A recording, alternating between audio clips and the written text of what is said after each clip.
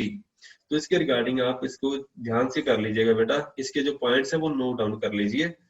So evidence for the nuclear shell model और shell structure, nucleus के अंदर shell structure exist करती है, उसके रिगार्डिंग आपने क्या करना है, उसकी एविडेंस देनी है। So one of the most obvious indication for the existence of cell structure is obtained with the analogy or analogous picture of electrons moving in the atom. So atom की picture के हिसाब से हम check कर सकते हैं कि अगर एटम में सेल स्ट्रक्चर एग्जिस्ट करती है तो ऑन दैट एनालॉजी न्यूक्लियस के अंदर भी सेल स्ट्रक्चर एग्जिस्ट करनी चाहिए।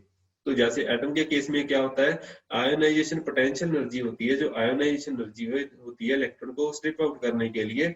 सो फॉर दैट केस अगर हम एक ग्राफ प्लॉट करते हैं कि ionization potential, first ionization potential या सेकंड आयोनाइजेशन पोटेंशियल की बात हो रही है, उसके रिगार्डिंग अगर आप with respect to atomic number आप ग्राफ प्लॉट करते हैं, तो ग्राफ प्लॉट करने पे आपको पता चलता है कि आपके पास स्पाइक की पैटर्न आ रहा है। मतलब अगर आपका एटॉमिक नंबर 2 है तो उसके कॉरेस्पॉन्डिंग आपके पास स्पाइक आएगी, जहां पे आपके पास 2p आ गया वहां पे स्पाइक आएगी, या फिर आपके पास 3s आ गया तो स्पाइक आएगी, या 3p आ गया उसके कॉरेस्पॉन्डिंग स्पाइक आ जाएगी।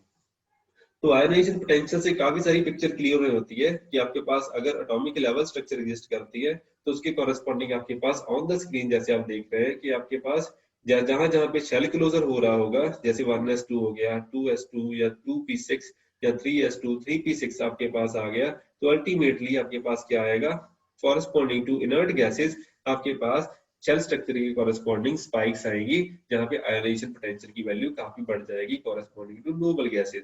तो कॉरेस्पॉन्डिंग टू एटॉमिक स्पेक्ट्रा आप एक्सपेक्ट कर सकते हैं कि न्यूक्लियस के अंदर भी ऐसे कुछ रिजल्ट एग्जिस्ट करने चाहिए, जहां पे जैसे 2, 8, 18 एंड 36 नंबर आ रहा है, न्यूक्लियस के अंदर भी सिमिलर से नंबर कुछ ना कुछ एग्जिस्ट करने चाहिए ऑन द सेम एनालॉजी और on the same pattern. So large value of the ionization potential corresponding to certain numbers 2, 10, 18, 36, 54 and 86 is a clear indication of electronic shell closure.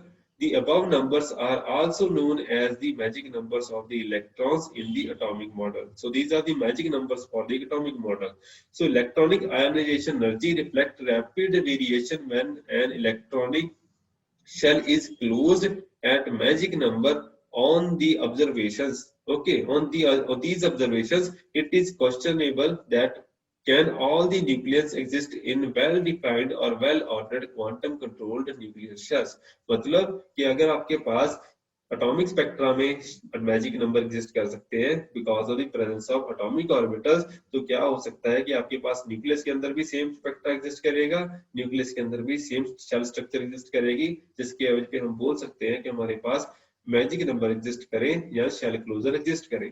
So evidence of the shell closure of the atomic nucleus was obtained in the 1950s. तो 19th century में काफी काम हुआ है nuclear physics पे। 1950s में इसकी regarding काफी सारी 1950s में आपके पास शेल स्ट्रक्चर का काफी एविडेंस मिला था। So it has been found that the role analogous to that of the inert gases in atomic physics is played in nuclear physics by a set of nuclei having either the neutron or proton number equal to 2, 8, 20, 28, 50 and 82।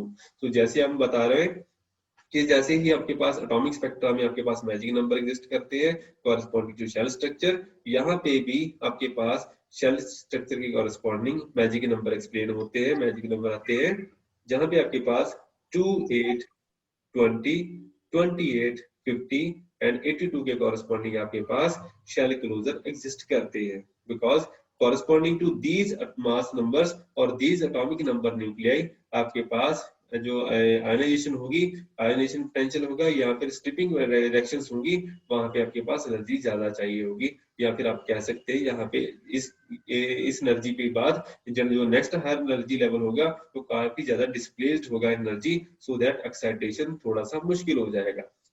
ठीक है, तो इसके regarding होगा। सो 126 भी आपके पास मास number होता है। So either your neutron number is equal to these values और your proton number is equal to these values. उसके रिगार्डिंग चाहे आपका प्रोटॉन नंबर इस मैजिक नंबर हो, चाहे आपका न्यूट्रॉन नंबर मैजिक नंबर हो, वो न्यूक्लियाई ज्यादा स्टेबल रहेंगे as compare to other nuclei. So these are called magic number nuclei और magic numbers. So in addition to this, other experimental observations also support the shell structure or existence of the magic number nuclei in nature. ठीक है, so these structure के corresponding आपके पास काफी सारे result exist करेंगे। ठीक है जी, एक मिनट बेटा, इसको मैं शायद कोई बच्चा रह न जाए, एक मिनट बेटा।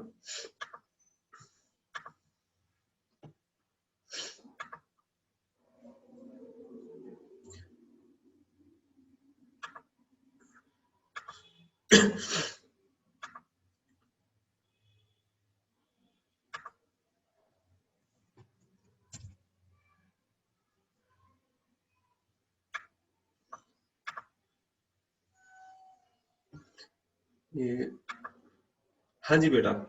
So in addition to this, other experimental observation also support the shell structure of the existence of magic number nuclei in nature. So some of these observations are, कौन कौन सी observation है बेटा? Magic number nuclei are abundant or large in nature. So magic number nuclei जो होंगे, जैसे helium हो गया, उसके corresponding, उसके बाद क्या आ जाता है आपके पास ऑक्सीजन आ जाती है, वो भी abundant है। वो 8 के बाद 18 आ जाता है, 18 जैसे आपके पास आ जाता है, काफी सारे एलिमेंट्स आ जाते हैं उसके कॉरेस्पॉन्डिंग। उसके बाद आपके पास 2 8 18 हो गया, सॉरी नॉट 18, शुड बी 2 8 20। सो 20 आपका कैल्शियम हो गया बेटा, उसके बाद 28 हो गया या 50 हो गया, 50 आपका टिन होता है, 82 आपका लेड होता है। तो these are abundant nuclei। ठीक है, magic number nuclei are abundant or large in nature. So these are these nuclei exist in large abundance in nature. So nucleus, the second point is nucleus having magic N or Z value shows anomalous large binding energy as compared to smoothly varying predictions from the semi empirical mass formula.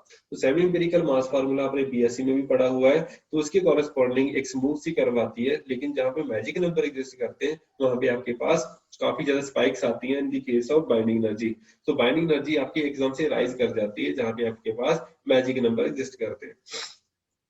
So तीसरा point है बेटा, binding energy of last nucleon in various nuclei displace very large value at the magic number. So binding energy for the case of those nucleons which are having magic number nuclei, उस case में काफी ज्यादा value आ जाती है, because उसके बाद क्या होगा, शेल स्ट्रक्चर जो है, जो शेल स्ट्रक्चर में गैप आ जाता है लेवल के, जैसे अगर आपके पास मैजिक नंबर न्यूक्लियाई आ गया तो उसके हायर लेवल जो होगा, एक्साइटेड स्टेट होगी, वो that will be lying much higher as compare to other nuclei. तो एक्साइटेशन मुश्किल हो जाती है। तो बाइंडिंग एनर्जी मतलब उससे न्यूक्लियर इलेक्ट्रॉन को न्यूक्लियन को स्किप करना मुश्किल हो जाता है।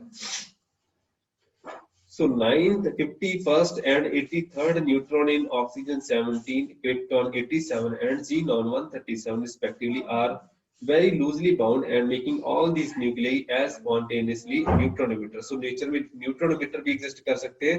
neutron emitter कब आएंगे, जहाँ पे वो loosely bound रहेगा, जो मैजिक नंबर को अप्रोच करने की बात करेंगे।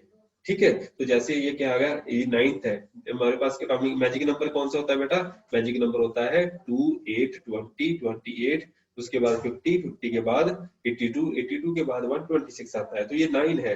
9 किसको अप्रोच कर सकता है, 8 को अप्रोच कर सकता है। सो 9 क्या करेगा, ये अपने आपको स्टेबल करने की कोशिश करेगा, so as to get stable. ये आपका एक न्यूट्रॉन एमिट करने की कोशिश करेगा। सो ये क्या हो गया, न्यूट्रॉन एमिटर हो गया। जैसे ये वाला 51st हो गया, 51st क्या करेगा, एक न्यूट्रॉन एमिट करके अल्टीमेटली 50 बनाने की कोशिश करेगा, which is a magic number. So 83rd जो है, 83rd वाला भी 82 बनाने की कोशिश करेगा, so as to approach a magic number nuclei. तो आपके पास क्या आएगा बेटा, they will form a neutron emitter so that they can be stabilised. So total number of stable nuclei with N or Z values equal to magic number is much larger than the average number of nuclei for non-magic N or Z values. So number of stable nuclei corresponding to N or Z, जिसमें हमारे पास magic number है। सो मतलब क्या हो गया, अगर magic number nuclei है, magic number है आपके पास, मतलब either the neutron number is magic और प्रोटॉन नंबर इज मैजिक, उसके कॉरेस्पॉन्डिंग आपके पास स्टेबल न्यूक्लियाई ज्यादा होंगे। जैसे आपके पास किसी का न्यूट्रॉन नंबर मैजिक हो गया, किसी का प्रोटॉन नंबर मैजिक हो गया, उसके केस में अगर उनको इकट्ठा कर दिया जाए तो स्टेबल न्यूक्लियाई ज्यादा होंगी एज कंपेयर टू अदर्स। तो स्टेबिलिटी कर्व भी आप चेक कर सकते हैं एनएनडीसी की वेबसाइट पे। एनएनडीसी जाके जब चकबुरुक हैमर की वेबसाइट है वहां पे जब चेक कर सकते हैं कौन कौन से स्टेबल न्यूक्लियाई एग्जिस्ट करते हैं। So first excited states of even nuclei having n or z equal to magic numbers occurs at an energy unusually large as compared to non-magic numbers। तो फर्स्ट एक्साइटेड स्टेट है बेटा जहां पे magic number exist करेगा, मैंने पहले ही बोला है, अगर मैजिक नंबर से जो हायर एक्साइटेड स्टेट होगी उसके कॉरेस्पॉन्डिंग आपके पास जो शेल गैप होगा, एनर्जी गैप होगा, वो ज्यादा होगा as compare to nearby nuclei और नियर बाय नंबर्स। ठीक है जी। All these facts compiled by scientist Mayer, so इसको किसने कंपाइल किया था? मेयर ने कंपाइल किया हुआ है, were accepted as direct evidences for the existence of shell structure of the nucleus। तो 6-7 पॉइंट है बेटा, इनको एज सच उन्होंने एक्सेप्ट किया था कि ये आपके पास शेल स्ट्रक्चर को एविडेंस के तौर पे हम यूज कर सकते हैं। उसके बाद हमारे पास ये वाला आर्टिकल जो था बेटा एज सच एग्जाम में आ जाता है, but what is the evidence for the shell structure, ये एग्जाम में एज सच आता है, तो इसको आप रीड कर सकते हैं। अगर कोई डाउट है तो मुझे बता दीजिएगा। सिंगल पार्टिकल मॉडल, ठीक है बेटा, सिंगल पार्टिकल मॉडल की बात कर रहे हैं। सिंगल पार्टिकल मॉडल में क्या रहेगा आपके पास, जो लास्ट शेल न्यूक्लियाई है, जैसे आपके पास लास्ट शेल हो जाता है, जैसे आपके पास वैलेंस शेल है, उसमें अगर आप एक्सट्रीम सिंगल पार्टिकल ले लीजिए या फिर सिंगल पार्टिकल मॉडल ले लीजिए, उसके रिगार्डिंग है, मतलब आप कोर को सेपरेट कर लेते हैं, इसमें आपके जो वैलेंस शेल है उसको आप सेपरेट कर लेते हैं, कोर की कंट्रीब्यूशन को आप जीरो कर देते हैं, बिकॉज उसमें पेयरिंग एग्जिस्ट करती है न्यूक्लियस की, पॉली एक्सक्लूजन प्रिंसिपल लगेगा, एक क्वांटम स्टेट में एक पार्टिकल होगा, तो अगर ऐसा ऑर्बिटल है एक स्पिन अप एक स्पिन डाउन आ जाएगा, तो अल्टीमेटली उसमें मैग्नेटिक मूवमेंट भी जीरो, उसके रिगार्डिंग आपके पास स्पिन भी जीरो हो गया। ठीक है, तो जो कोर की कंट्रीब्यूशन रहेगी वो मिनिमम रहेगी इस केस में, जो कंट्रीब्यूशन रहेगी that will be corresponding to valence nucleus, तो इसीलिए इसको सिंगल पार्टिकल मॉडल भी बोला जाता है। कलेक्टिव पार्टिकल मॉडल जो होता है, कलेक्टिव मॉडल की कॉरेस्पॉन्डिंग लिक्विड ड्रॉप मॉडल जैसे आ गया, उसमें सारे के सारे न्यूक्लियस की कंट्रीब्यूशन रहेगी, लेकिन वो बाद में आएगा। तो सिंगल पार्टिकल मॉडल के कॉरेस्पॉन्डिंग जो शेल स्ट्रक्चर है उसके रिगार्डिंग हम बात करेंगे। तो एक्सट्रीम सिंगल पार्टिकल मॉडल यहाँ पे लिखा हुआ है बेटा, तो इसके कॉरेस्पॉन्डिंग हम बात करेंगे कौन सा एक्सट्रीम वाला है, कौन सा सिंगल पार्टिकल मॉडल है। एक्सट्रीम सिंगल पार्टिकल में क्या रहेगा, ओनली लास्ट न्यूक्लियन जो आपका अनपेयर्ड है उसको कंसीडर करेंगे। तो first theoretical approach used to define the shell structure model of the nucleus is the extreme single particle model approach। तो एक्सट्रीम का मतलब हो गया बेटा लास्ट वाला, ठीक है। As on the basis of this approach, nucleons in the nucleus are assumed to move in the common field of remaining nucleons। So most of the nucleons are paired up so that a pair of nucleons contribute zero spin and magnetic movement in the same shell। तो इस case में क्या रहेगा, most of the nucleons are paired up because Pauli exclusion principle रहेगा। तो अगर आपके पास दो न्यूक्लियन है एक एनर्जी स्टेट में, तो उसके करस्पॉन्डिंग क्या रहेगा, both can't be in the state same quantum state, इसीलिए एक स्पिन अप रहेगा एक स्पिन डाउन रहेगा, तो नेट स्पिन क्या होगी जीरो, मैग्नेटिक मूवमेंट क्या रहेगी zero. So most of the nucleons are paired up so that a pair of nucleons contribute zero spin and magnetic movement in the same shell. So eigenstates available to a nucleon of mass m moving in a spherical symmetric potential are determined from the solution of the time independent Schrodinger wave equation। तो इसके regarding हमारे पास जो valence nucleon रहेंगे जो last shell में रहेंगे उसके regarding हम बात कर रहे हैं। तो इसके रिगार्डिंग क्या रहेगा बेटा, हम इसकी एनर्जी वैल्यूज फाइंड आउट करेंगे, तो एनर्जी स्पेक्ट्रम कैसा आएगा उसको डिटरमिन करने के लिए हम क्या करेंगे, Schrodinger wave equation standard equation है बेटा, वो अब आपको पता ही है बेटा, del square plus 2m batch cross square e minus v into psi के कॉरेस्पॉन्डिंग रिजल्टेंट जीरो होगा। तो ये वाली स्टैंडर्ड इक्वेशन है बेटा, ये आपकी time independent Schrodinger wave equation है जो आपके पास सिंपली आपको पता ही है बेटा, क्वांटम मैकेनिक्स आपने बीएससी में पढ़ रखी है, वहां से आप कर सकते हैं। वेयर आपके पास E क्या होगा बेटा, या these are the eigen values of the nucleus, तो उसकी एनर्जी वैल्यूज आ जाएगी आपके पास अगर आप इस क्वेश्चन को सॉल्व करेंगे। तो सॉल्यूशन कैसा आएगा बेटा, solution of the about differential equation in terms of the quantum state. Quantum state कौन सी रहेगी बेटा, इसमें n l एंड m रहेगा, आर गिवन बाय, तो आपके पास जो वेव फंक्शन का सॉल्यूशन रहेगा इस डिफरेंशियल इक्वेशन के रिगार्डिंग, तो आपके रिगार्डिंग क्या रहेगा बेटा, psi N L and M के कॉरेस्पॉन्डिंग आपके पास रिजल्ट आएगा। It will be R and L which is dependent on R. आपके पास वाई एल एंड एम है, थीटा एंड फाई है। अगर हमारे पास क्या आएगा बेटा, हमने कौन सा पोटेंशियल कंसीडर किया है, अगर आपके पास ये देखिए ध्यान से, इसमें हमने स्फेरिकल सिमेट्रिक पोटेंशियल यूज किया है। अगर आपके पास स्फेरिकल सिमेट्री एग्जिस्ट कर सकती है, स्फेरिकल सिमेट्री के corresponding Y L and M के कॉरेस्पॉन्डिंग थीटा फाई की डिपेंडेंस आपके पास जरूरत नहीं पड़ेगी। आपका सारा सोल्यूशन जो है कौन गवर्न करेगा बेटा, आपका रेडियल पार्ट ही गवर्न करेगा, बिकॉज थीटा एंड फाई की डिपेंडेंस नहीं है, बिकॉज आपने स्फेरिकल सिमेट्री है। स्फेरिकल सिमेट्री में अगर आप लेटेस्ट स्टेज पे डिस्कस करेंगे तो वहां पे हम डिफॉर्मेशन का कंसेप्ट भी आएगा। अगर डिफॉर्म्ड न्यूक्लियस होगा तो आपके पास स्फेरिकल हार्मोनिक्स की डिपेंडेंस भी हम स्टडी करेंगे।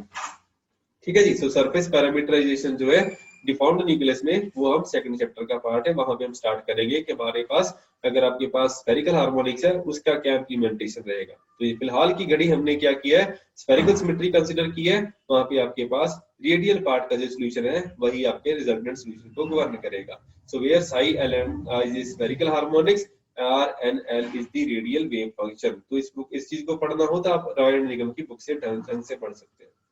तो set of the quantum numbers L L and M. So याद रखिए बेटा, आपका रेडियल पार्ट का सॉल्यूशन एन एंड एल के ऊपर डिपेंड करेगा, एम के ऊपर डिपेंड नहीं करेगा। तो set of the quantum numbers determine the eigen states corresponding to the eigen value E N and L के कॉरेस्पॉन्डिंग आपके पास रिजल्टेंट आ जाएगा।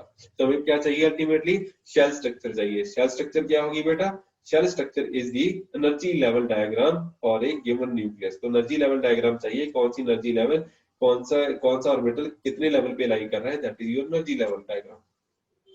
So various eigenvalues of the wave function can be obtained using the different forms of the potential in the above equations. तो अभी हमने potential की equation define नहीं की है कि हमने कौन सा पोटेंशियल चूज किया है। हमने पोटेंशियल कई तरह के दे रखे होते हैं बेटा, पोटेंशियल कई तरह के होते हैं। पोटेंशियल कोई भी हो सकता है, एक हार्मोनिक ऑसिलेटर पोटेंशियल होगा, स्पिन ऑर्बिट पोटेंशियल हो सकता है, या इनफिनिट स्केयर वेल पोटेंशियल हो सकता है। तीनों में से हम कोई भी चूज कर सकते हैं।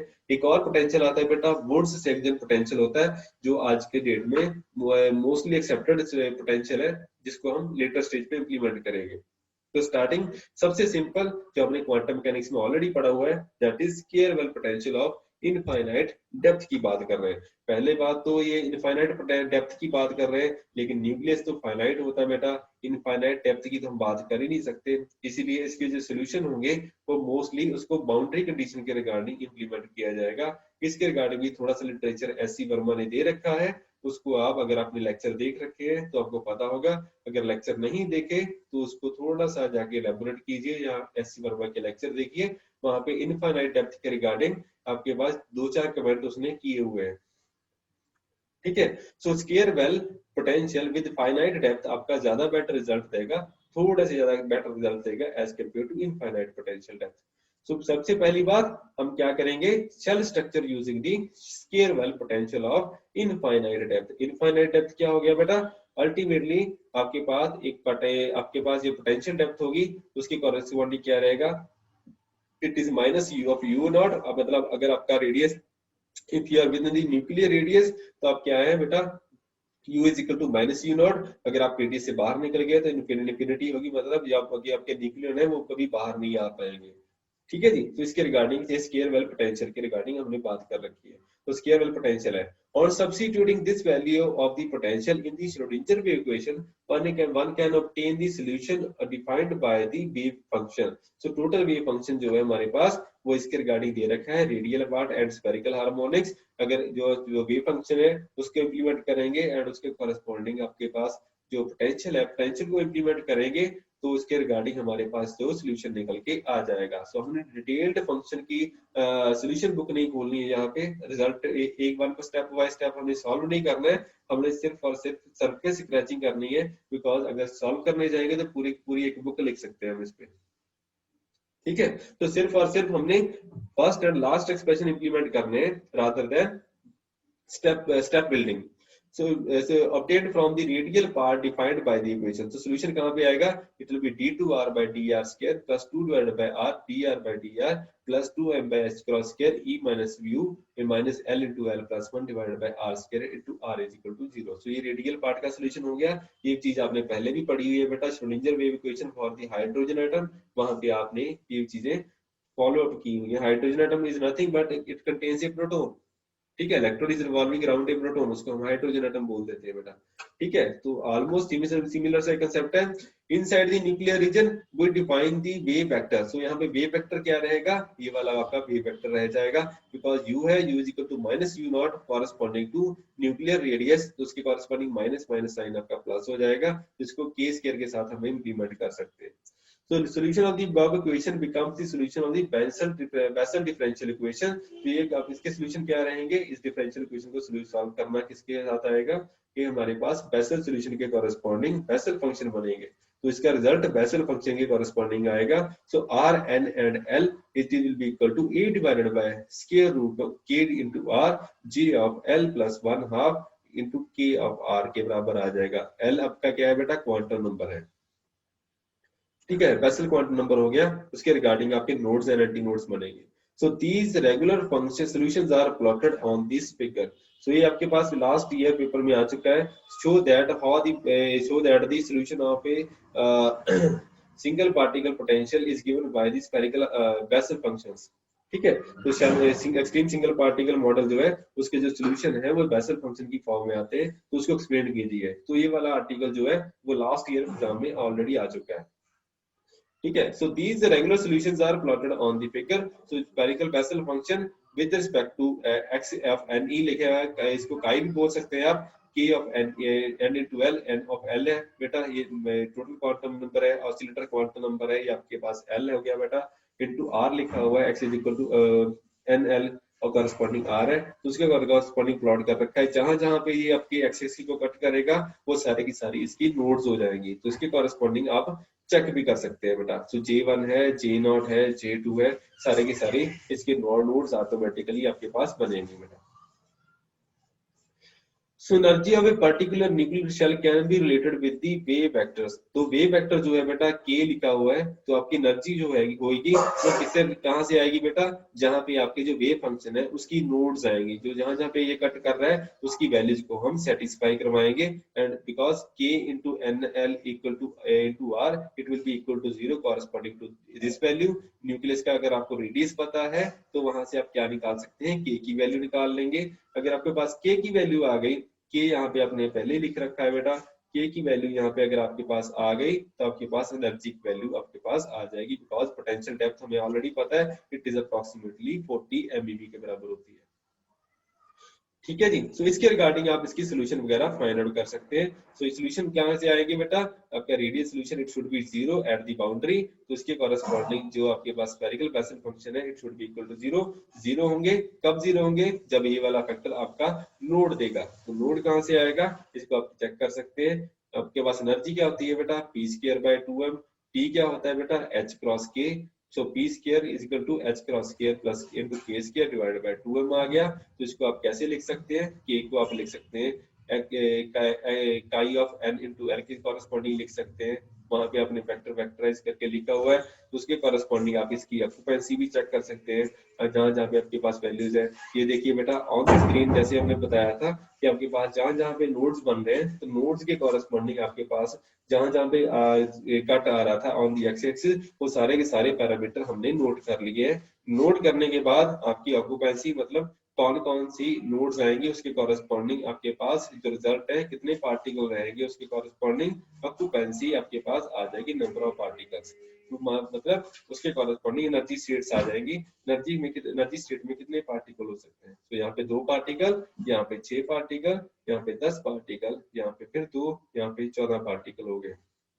तो यहाँ पे n इज इक्वल टू 1 है बेटा, यहाँ पे आपके पास n इज इक्वल टू 2 हो गया। l के कॉरेस्पॉन्डिंग 0 1 2 एंड 0 एंड 3 हो गया बेटा। ये आपका लिखा हुआ है बेटा सारे का सारा। टोटल ऑक्यूपेंसी मतलब total number of particles up to that level ये हो गया 2 2 प्लस 6 कितना हो गया 8, 8 प्लस 10 कितना हो गया 18, 18 plus 2 20, 20 plus 14 is equal to 34। तो ये देखिए बेटा, ये आपके ऑसिलेटर आपके रिजल्टेड आपके पास नंबर ऑफ पार्टिकल्स आ गए, इसमें से कितने एक्सप्लेन हो रहे हैं मैजिक नंबर, ये आपको बताएगा कि आपका ऑसिलेटर शेल कहां पे क्लोज हो रहा है, 2 पे, 18 पे, 18 पे, 2, 8, 18, 20 एंड 34 पे क्लोज हो रहा है। लेकिन हमारे पास मैजिक नंबर कौन कौन से आने चाहिए, हमारे पास 2 होता है, 8 होता है, उसके बाद 20 होता है, 18 नहीं होता। सो इससे ज्यादा ये एक्सप्लेन नहीं कर पाता। मैंने पहले ही बताया था कि शेल ऑसिलेटर पोटेंशियल जो है, जो सॉरी जो आपके पास पोटेंशियल वेल है, potential well of infinite depth है। पहली बात तो ये इनफाइनाइट डेप्थ होनी नहीं चाहिए, बिकॉज आपका जो न्यूक्लियस है वो इनफाइनाइट नहीं होता, वो फाइनाइट होता है, पोटेंशियल की पर्टिकुलर वैल्यू होती है। इसलिए ये वाला जो पोटेंशियल है वो वैलिड नहीं रहेगा। फाइनाइट डेप्थ लेके जाएंगे तो एक आधा मैजिक नंबर और एक्सप्लेन हो जाएगा, लेकिन प्रॉपरली एक्सप्लेन नहीं कर पाता है।